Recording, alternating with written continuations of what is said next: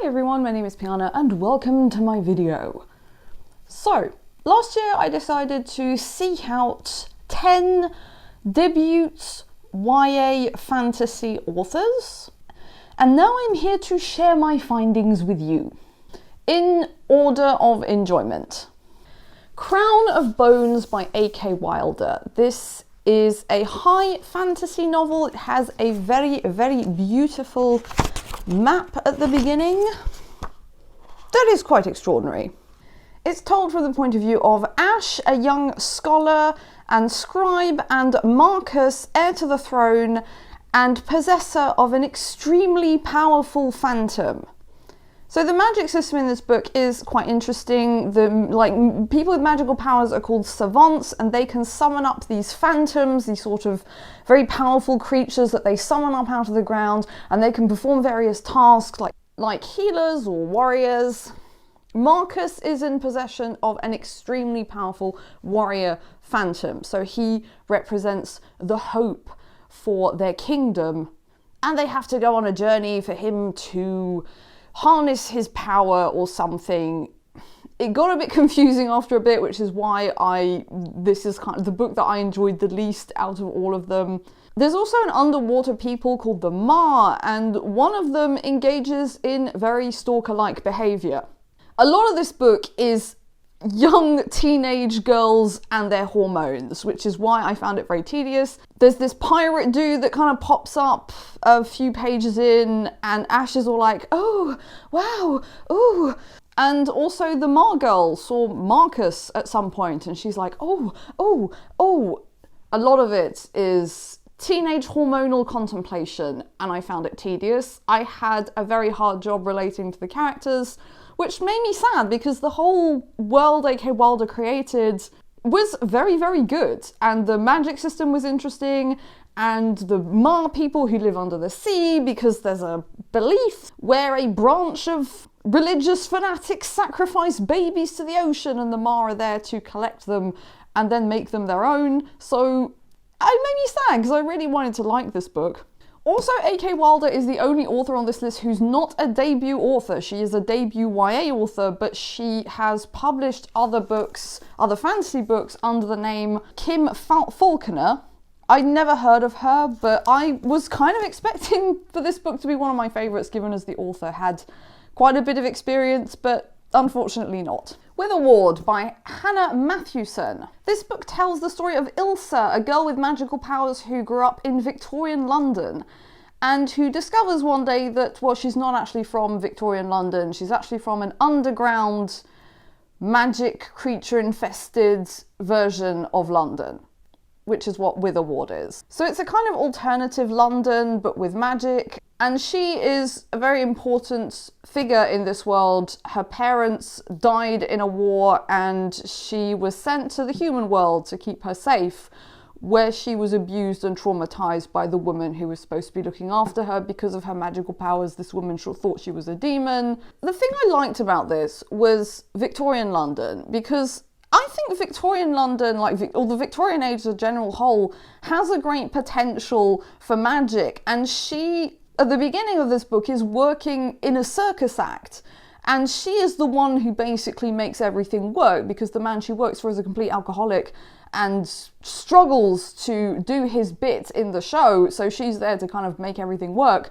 But a lot of magic in literature is centered around medieval-esque times. We are starting to see more urban fantasy, like modern day urban fantasy, which tends to contain a lot of vampires, which isn't necessarily what I'm into, but okay.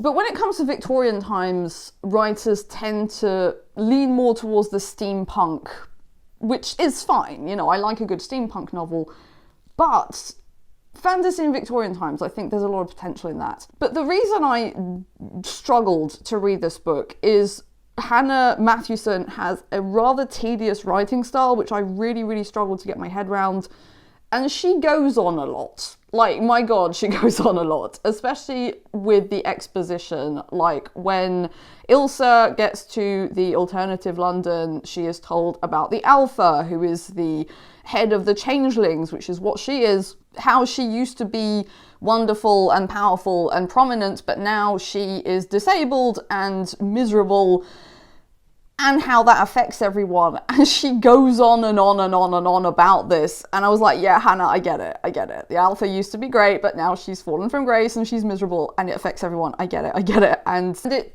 took this book from being an enjoyable read to being a chore. The one thing I will say for this, though, is it does a really good job of explaining how PTSD works, because Ilsa suffers from PTSD because of how she was treated by the woman who was meant to care for her.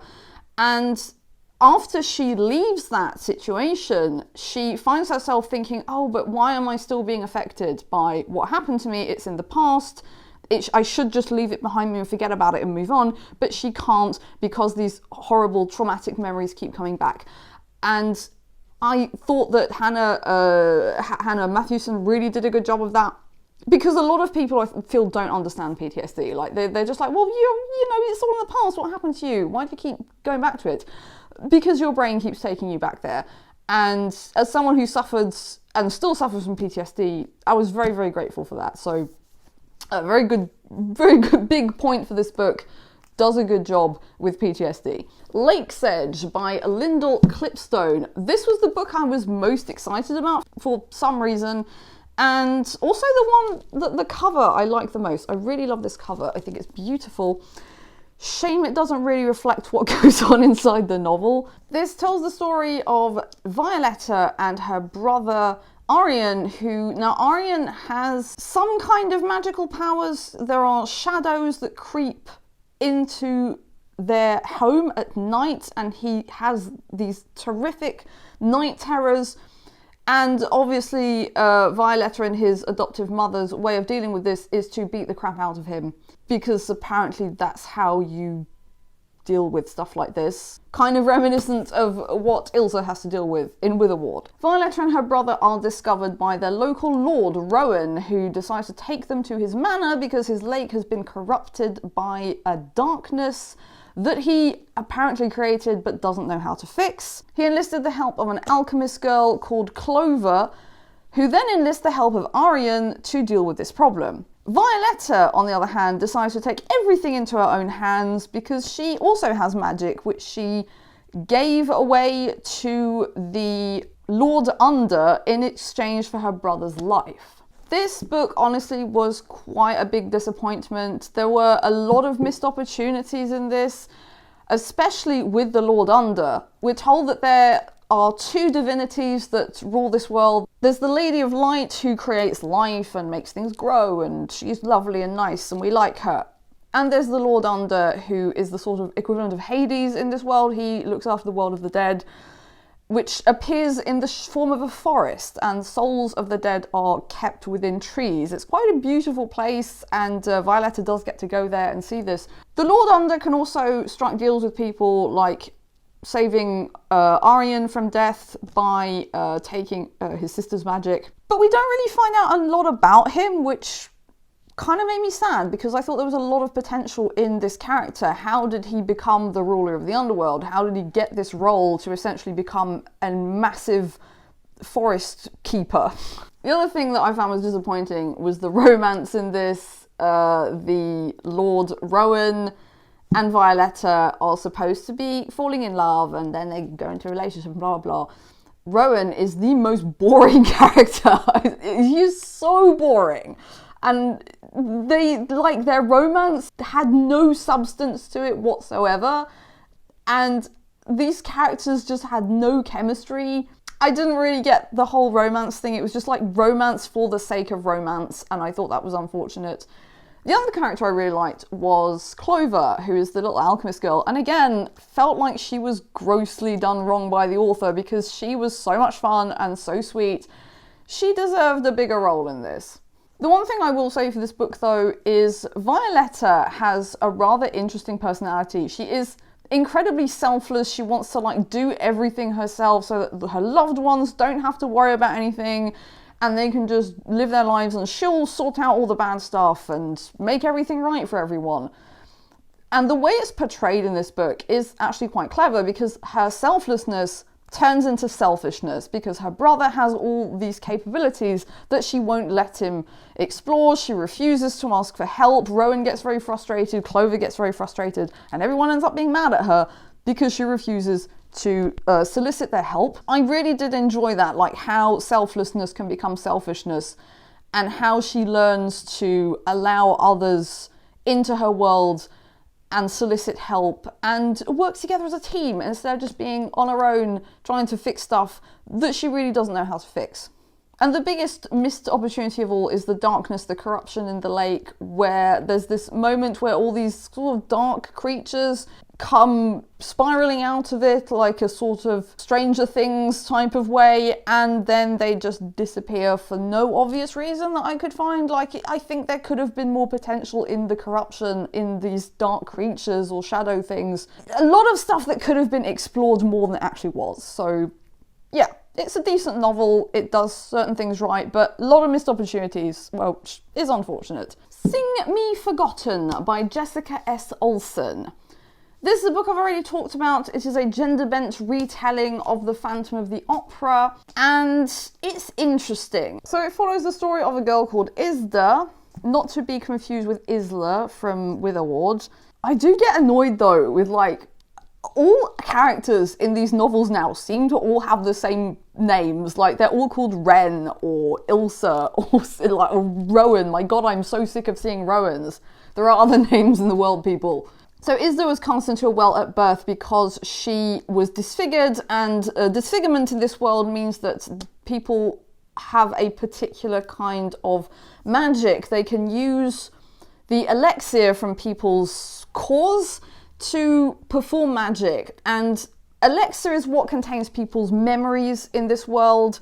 So the more someone's elixir is extracted, the more their memories will disappear. And people can sell their elixirs in exchange for money, and other people can use them to become more intelligent. Isda can actually use them to become insanely powerful, and this is shown by her facial features, which are incredibly disfigured, and her skin is all purple. But she is saved by Cyril, the owner of an opera house, to manipulate the emotions of his audience in order to get good ratings. So she is essentially a means for a gain, and he uses her.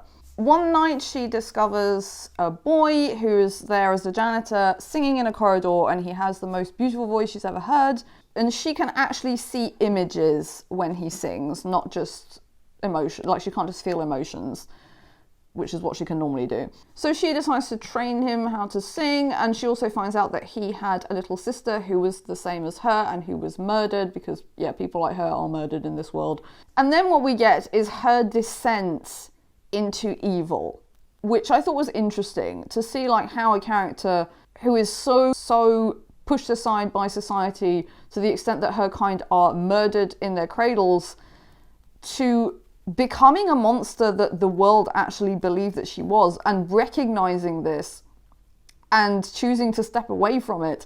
I thought that was very well done. The reason why this is so low on this list is because I have read the original Phantom of the Opera novel more times than I care to admit. It is flawed AF, and I feel like there are a lot of things that could be worked with in a modern retelling of The Phantom of the Opera, specifically the Phantom's ability with animatronics and trapdoors. He is such a brilliant showman.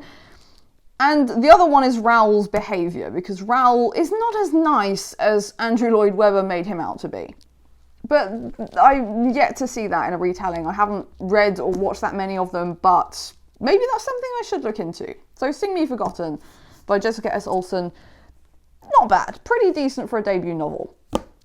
Downworld by Rebecca Phelps. This is a Wattpad novel, and I've never read a Wattpad novel. I'd never seen or looked at what's going on Wattpad. I had no idea what to expect from this.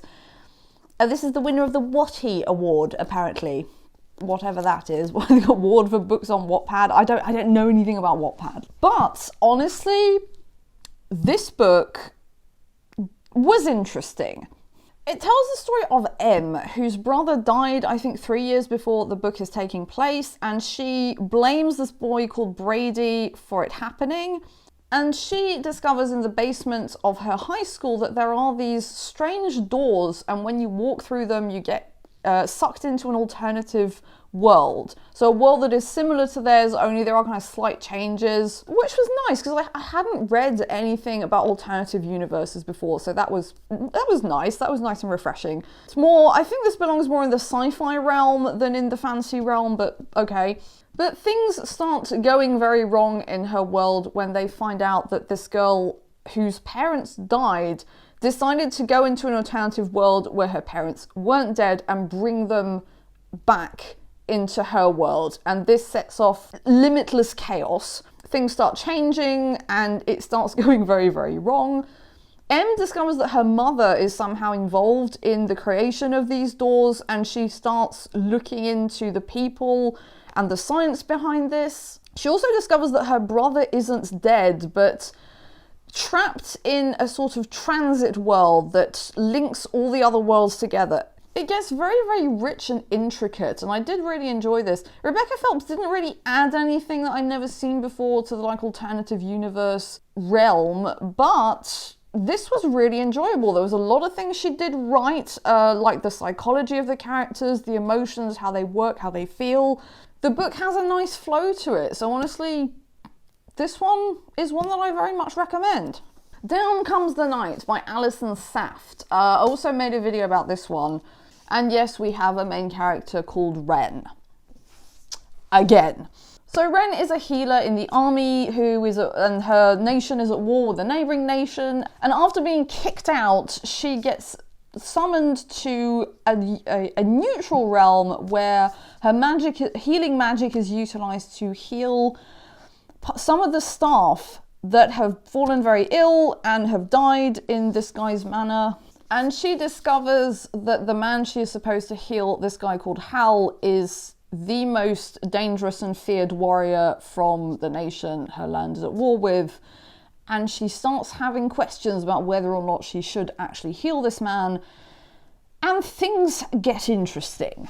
Again, Alison Saft created a very intricate world. I did really like the politics of this, how you have two nations that have been at war for so long that they don't really remember why, how the Queen is just boring and doesn't really know what she's doing, but makes the most of what she's got and doesn't really care. It's kind of strange. She's also Wren's aunt, which doesn't help. Again, there's a great exploration of the emotions of what to do in desperate situations. Would you save someone who could potentially destroy your kingdom? And Wren works incredibly hard to find a cure for Hal, despite the fact that she hates him and wants to see him die more than anyone. She decides to save his life. The one massive criticism I do have of this book is it is very predictable. There's really no mystery in it. We know that the reclusive lord is the bad guy right from the start. We know he's up to no good pretty much right from the start. We also know how Hal was poisoned, again, pretty much from the start. There's a lot of very unsubtle hints. I still enjoyed this. It's a good read. Honestly, I liked it. It's something I think is good for times when you don't really want to think and get too involved in a story, like between two Brandon Sanderson novels, for example. This was pretty good. It was definitely better than I expected. The Girl from Shadow Springs by Dr. Ellie Cypher. This tells the story of Jory, a girl who lives in Shadow Springs, a town up in the far north where everything is always frozen. One night her sister gets abducted and taken to a very far-flung village. Her kidnapper asks Jory to bring her a map that she should have found on a corpse she was scavenging in the flats, a place where a lot of people seem to go and freeze to death.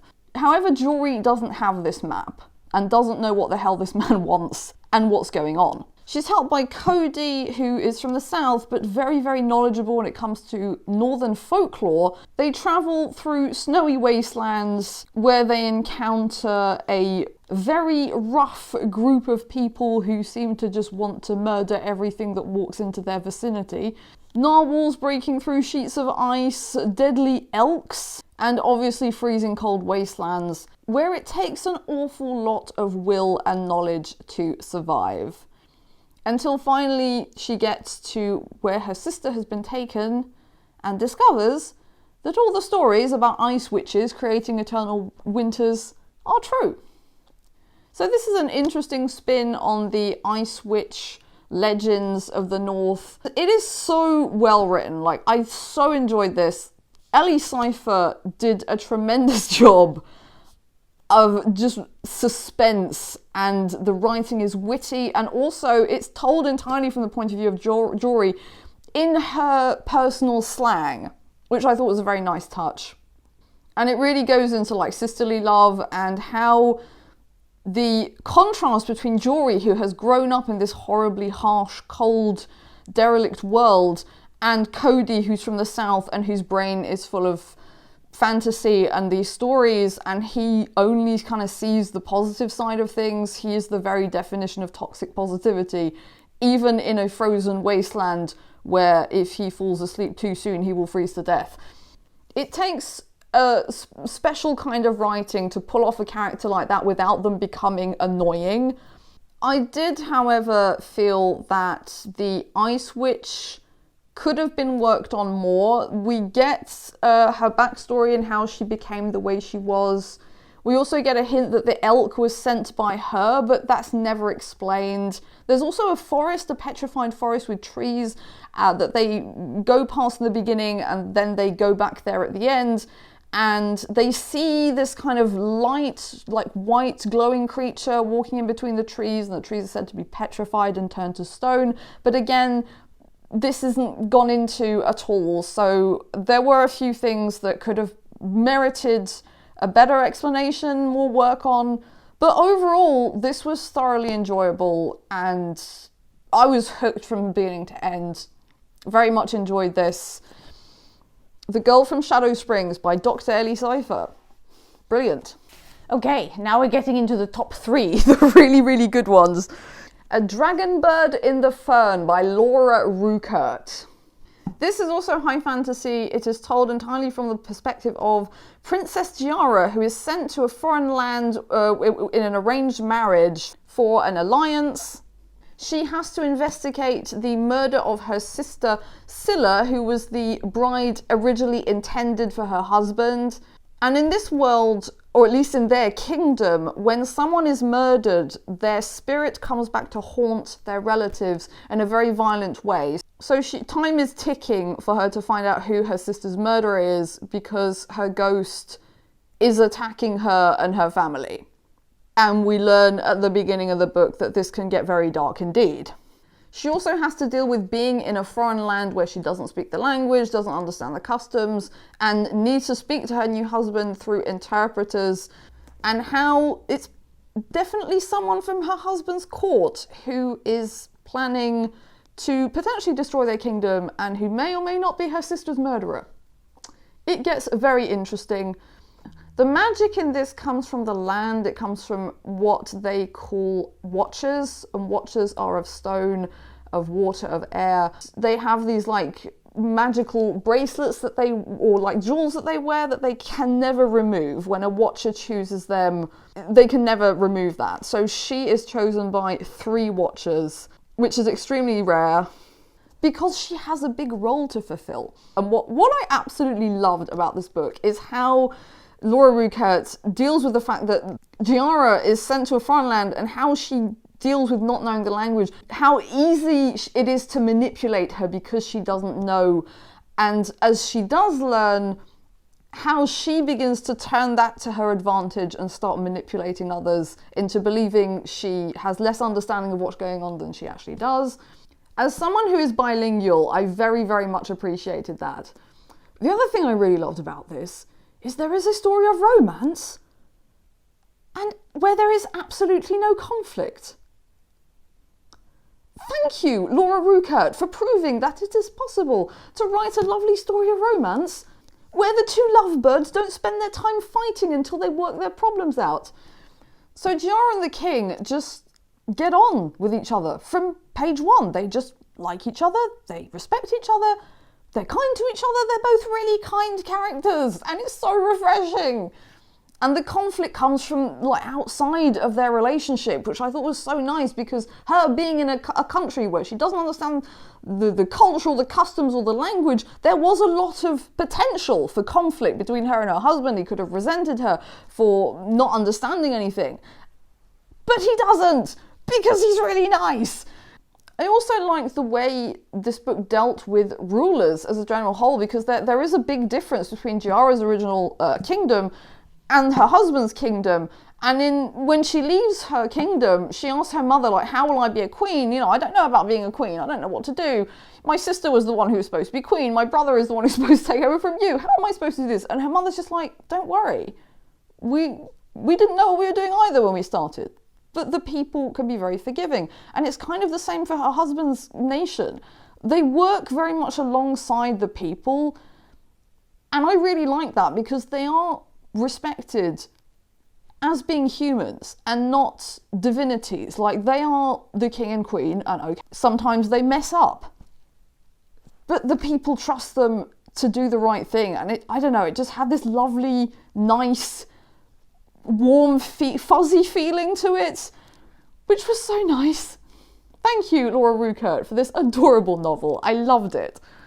Okay, now we have the best two of all of them. Witches Steeped in Gold by Ciannon Smart.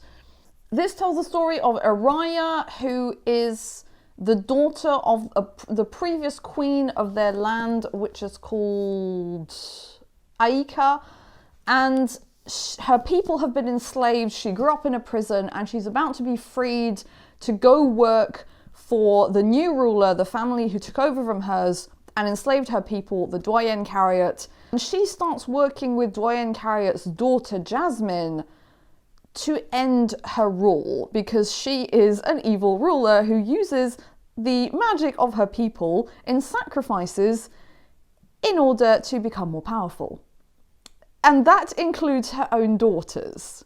She's very paranoid about her daughters taking her power away from her, which will inevitably happen one day because she isn't immortal.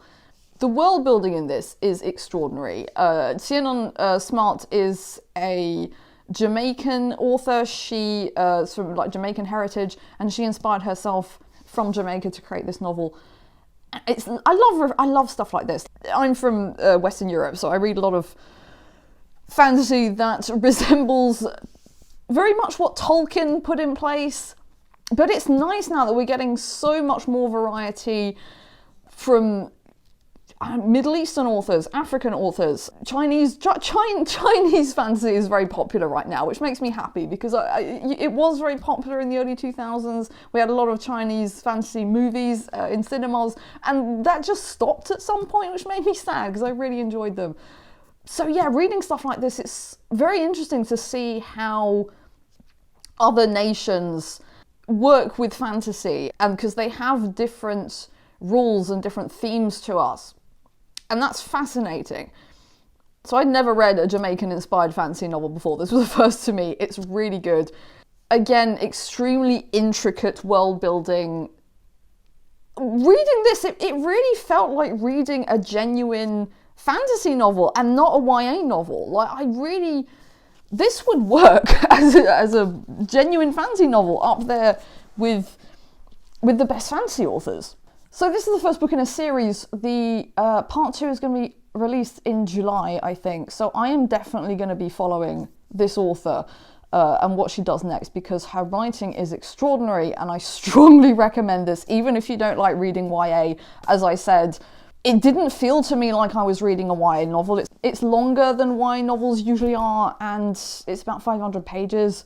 And it's amazing and brilliant, and I loved it. And I can't think of a single thing that I have to criticise about it, because it's so good. And last but not least, where are you? These Feathered Flames by Alexandre Overy. Again, reading this didn't feel like reading a YA novel. It's so, so good. It tells the story of two sisters, Azia and Isaveta. Isaveta is to be queen after her mother passes away, and Azia is to be the Firebird. And the Firebird is this sort of magical creature that claims payment for people who use magic. And so whenever someone uses magic in this world, they have to pay a price, something from their own body. So it might be blood or hair or an actual body part. But if the payment doesn't happen, then the Firebird has to intervene and collect payment. And the book starts with her watching her aunt collect payment from a little girl by taking her arm. So it's kind of gruesome. And obviously a lot of people disagree with this. So the Firebird is universally hated. When she finds out her mother's death, she goes back to court to witness her sister's coronation and all the stuff that goes along with the new queen happening. She knows that there is a massive price somewhere that has to be paid, only she can't find who it is. And this, having a magical price yet to be paid that doesn't happen, sets off all manner of chaos in the kingdom and kind of shows this is what happens when you don't pay the price. There's a lot of politics in this, especially court politics surrounding Isaveta and her method of ruling, which is interesting. It really goes into how manipulative the court is. It's all about the politics and manipulation and forming alliances and speaking in a certain way in order to not show weakness and knowing who's doing what and where. It was nice to get all the ins and outs of that. The thing that I have to, several things actually I do have to criticise about this, is that it's not entirely clear how much power the Queen actually has, because she does appear a lot of the time to be very weak. Next to all of her opposition, I guess, or the court, I think there could have been more explanations at how the Queen manages to be queen and keep her throne, aside from all the manipulation, because everybody knows they're being manipulated and they're trying to manipulate other people. So it was well done, but there was something about it to me that was lacking. And I think, Isaveta, if she wants to show power, show power. Just take whatever you want, you're the queen. There's a brilliant passage, I think it's the second Mistborn novel by Brandon Sanderson, where one of the kings has to face rebellion, and he does this by executing a bunch of people. And this is all shown in one line, where he just said, yeah, well, he executed a bunch of people to show them who's in charge. Lessons to be learned here, Isaveta. The other thing is, we never kind of really hear about the actual people in this kingdom. There's no real, apart from that they all seem to hate the Firebird, but there's no real kind of notion of how the people are actually ruled, unlike Laura Rueckert's novel, where it was very clear what the people thought of the kings and queens, and in Ciannon Smart's novel, where there are kind of two faces to this. There are obviously the people who have been enslaved and those who are being manipulated by the queen without knowing that they're being manipulated. They don't know that they're being sacrificed, not for the good of their nation, but to increase the power of their ruler. And the other thing is, Alexandre Overy does go on a bit about manipulation. Like every time we have a scene with Isaveta, take a shot whenever the word manipulation is mentioned, because the count goes up pretty quickly. But aside from all of that, she really did a brilliant job of creating a very intricate fantasy world, which again, reading this didn't feel like reading a YA novel. So congratulations for that one. This is definitely one of the best of all the novels that I read in my endeavour to explore debut YA novels of 2021. So in conclusion to all of this, I was quite surprised, honestly, to see how good all of these books were. Like, the general quality of all of them was definitely there, regardless of my opinion of them. They were all well written. They all, pretty much all of them have mistakes, but that's to be expected, I guess, from debut authors. But yeah, none of them made me want to scream with frustration for bad writing or terrible characters or bad world building or flawed logic or anything like that. I was very, very surprised. So yeah, I don't regret doing this at all, and I will definitely do it again for 2022. I've already got my list of 10 novels that I am waiting for their releases, so this is something I definitely want to do again. So on that note, thank you all for watching my video. Don't hesitate to like, share, comment, and subscribe. If you've read any of these books, tell me what you thought about them. I'd really love to hear your opinions and thoughts, or if there's any other books that you think I should read. And on that note, I'll see you all soon. Bye-bye.